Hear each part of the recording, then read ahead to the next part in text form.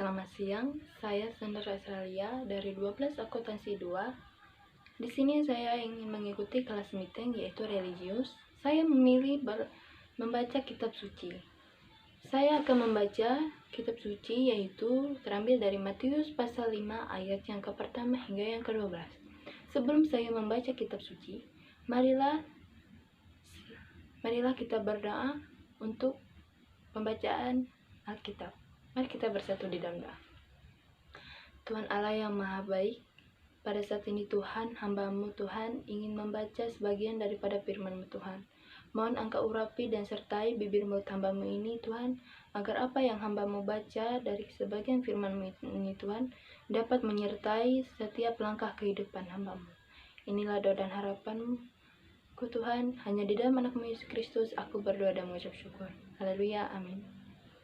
Ya, di sini saya akan membaca kitab suci yaitu yang terambil dari Matius pasal 5 ayat yang ke-1 hingga yang ke-12. Dengan perikop ucapan bahagia. Ketika Yesus melihat orang banyak itu, naiklah ia ke atas bukit dan setelah ia duduk, datanglah murid-muridnya kepadanya. Maka Yesus pun mulai berbicara dan mengajar mereka. Katanya, "Berbahagialah orang yang miskin di hadapan Allah, karena merekalah yang empunya kerajaan sorga. Berbahagialah orang yang berduka cita, karena mereka akan dihibur. Berbahagialah orang yang lemah lembut, karena mereka akan memiliki bumi. Berbahagialah orang yang lapar dan haus akan kebenaran, karena mereka akan dipuaskan. Berbahagialah orang yang murah hatinya, karena mereka akan beroleh kemurahan. Berbahagialah orang yang suci hatinya, karena mereka akan melihat Allah. Berbahagialah orang yang membawa damai, karena mereka akan disebut anak-anak Allah. Berbahagialah orang yang dianiaya oleh sebab kebenaran, karena merekalah yang empunya kerajaan sorga.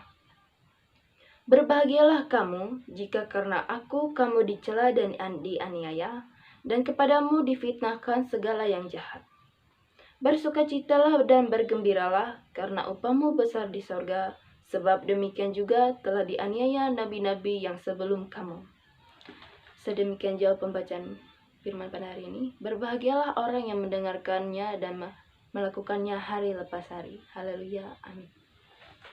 Sekian dari pembacaan firman Tuhan tadi.